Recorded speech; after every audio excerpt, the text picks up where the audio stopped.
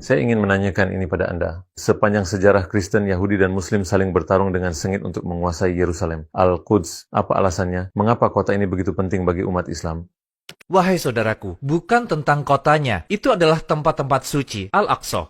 Al-Aqsa adalah masjid, sebuah masjid sejak zaman Nabi Adam alaihissalam, disebutkan dalam kitab-kitab Islam. Itu sejak zaman Nabi Adam alaihissalam. 2 masjid suci dibangun, masjid yang suci, Ka'bah suci di Mekah, dan Al-Aqsa di Yerusalem. Dan Nabi Muhammad SAW ditanya khusus tentang ini oleh para sahabat. Dan beliau berkata, Al-Aqsa dibangun 40 tahun setelah Al-Ka'bah. Ini bukanlah sesuatu yang dibangun oleh orang-orang Yahudi, dan kita mengambilnya dari mereka. Sudah menjadi tempat suci. Sekarang ini harus benar-benar jelas, wahai saudaraku, dalam setiap pikiran yang mendengar kita. Muslim tidak pernah mengambil tanah ini dari Yahudi. Ketika terjadi pertempuran antara umat Islam dan Bizantium yang menguasai Palestina, dan umat Islam menang, umat Islam mengambilnya dari umat Kristen. Kita tidak mengambilnya dari orang-orang Yahudi. Dan kita masih punya deklarasinya dan kesepakatan antara Umar bin Khattab, sahabat kedua Nabi Muhammad SAW, khalifah kedua, dengan kaum Kristen.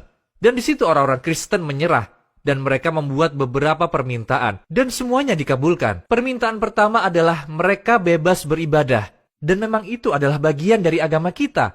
Kita tidak memaksa siapapun untuk berdoa seperti kita atau memeluk Islam. Sepanjang sejarah, satu orang terpaksa memeluk Islam, dan mereka bilang sesuatu yang sangat aneh kepada kita. Mereka bilang, tolong jangan biarkan satupun Yahudi memasuki Yerusalem. Inilah permintaan umat Kristen untuk menyerahkan Yerusalem, maka Yerusalem pun diserahkan. Mereka menyerah dengan damai. Umat Islam tidak masuk dengan paksa, melainkan sebuah kesepakatan, penyerahan oleh umat Kristen. Dan umat Islam memasuki, dan wahai saudaraku, tidak ada satupun Yahudi. Tidak ada satupun orang Yahudi di seluruh Yerusalem. Umat Islam, wahai saudaraku, tidak pernah menganiaya orang Yahudi. Tidak pernah menganiaya umat Kristen.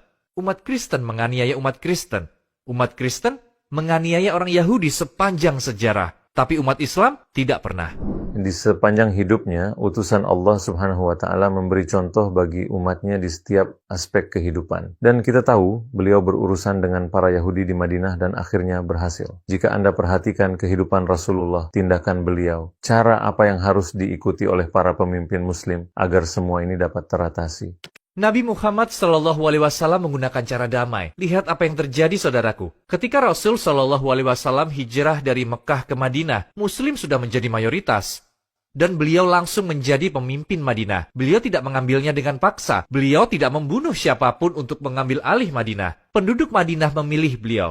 Dan mereka menerimanya, dan mayoritas seperti itu. Jadi apa yang beliau lakukan? Beliau langsung dan tertulis secara rinci, dan itu ada di buku-bukuku. Secara rinci disebut Wathiqatul Madinah. Apa itu? Perjanjian Madinah. Dan dalam perjanjian ini, Nabi Muhammad SAW menyebutkan setiap suku Yahudi, dan beliau menyebutkan bahwa mereka berhak atas rumah mereka sendiri, dan tanah mereka, kebun mereka, dan persenjataan mereka.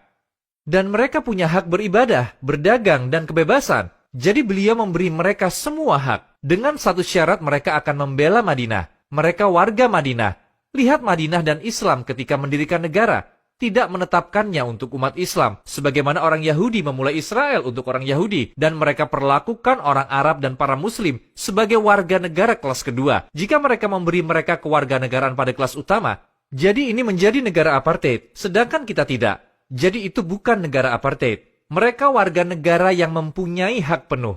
Dan di antara perjanjian itu, jika orang-orang Yahudi diserang, kita akan melindungi mereka. Namun jika kita diserang, mereka akan membela kita. Sudah tertulis. Dan mereka semua menandatanganinya. Jadi dengan cara yang damai.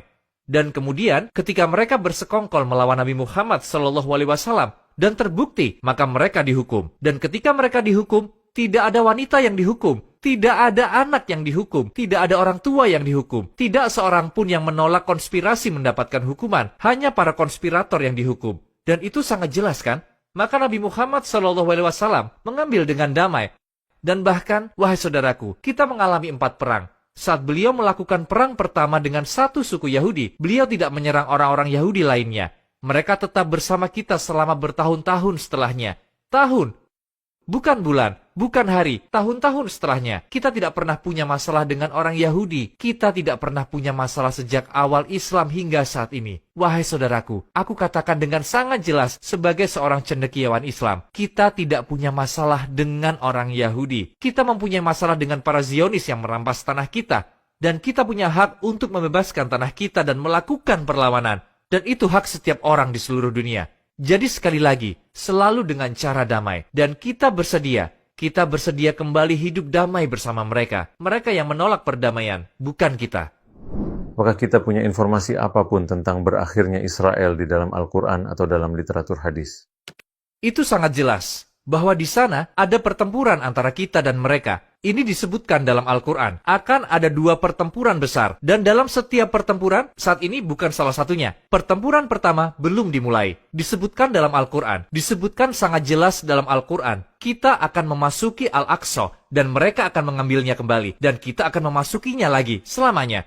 Semua ini disebutkan dalam Al-Quran. وَلِيَدْخُلُوا الْمَسْجِدَ كَمَا دَخَلُوهُ أَوَّلَ مَرَّةٍ. Lalu mereka masuk ke dalam masjid, Masjidil Aqsa, sebagaimana ketika mereka memasukinya pertama kali. Jadi kita akan memasukinya 2 kali. Namun Al-Quran tidak mengatakan bahwa ini adalah akhir dari Yahudi. Ini akhir dari negara mereka, tetapi tidak untuk orang-orang Yahudi. Dan disebutkan dalam Al-Quran bahwa Yahudi akan tetap ada. Disebutkan dalam hadis Rasul SAW bahwa orang-orang Yahudi akan terus ada. Kita tidak punya masalah dengan agama dan orang Yahudi. Kita punya masalah dengan negara Zionis, negara apartheid, yang merampas tanah kita dan merampas masjid-masjid suci kita. Dan mereka memprovokasi masjid kita setiap hari. Mengapa peristiwa 7 Oktober ini terjadi? Setiap hari mereka memprovokasi kita dengan masuk ke masjid suci kita. Masjid suci terus-menerus, hari demi hari, dengan orang-orang fanatik ini. Dan kami telah peringatkan mereka berulang-ulang kali. Apa yang harus kami lakukan?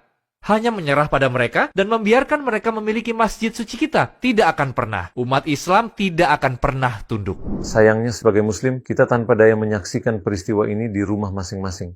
Jadi apa yang ingin Anda katakan kepada umat Islam yang bertanya, apa yang bisa aku lakukan secara individual? Kita bukan tak berdaya, wahai saudaraku. Alhamdulillah, kita bukan tak berdaya. Namun sebagai individu, kita bisa lakukan banyak hal. Wallahi, saudaraku, sejak tahun 1967, kita kembali juga pada media. Apa yang kamu lakukan? Sungguh luar biasa. Yang dilakukan generasi muda sungguh luar biasa. Sebelumnya, pada tahun-tahun sebelumnya, TV lah yang mengendalikan berita. Sekarang, media sosial lah yang mengendalikan berita. Dahulu mereka mampu menipu seluruh dunia. Sekarang, semua yang terjadi terekam dan segera disebarkan ke seluruh dunia secepatnya. Untuk pertama kalinya, saudaraku, kita melihat tentara di media sosial menghadapi media barat untuk pertama kalinya. Kamu melakukan tindakan luar biasa. Para pemuda dan pemudi yang men-tweet dan menulis serta memposting di Facebook melakukan perlawanan.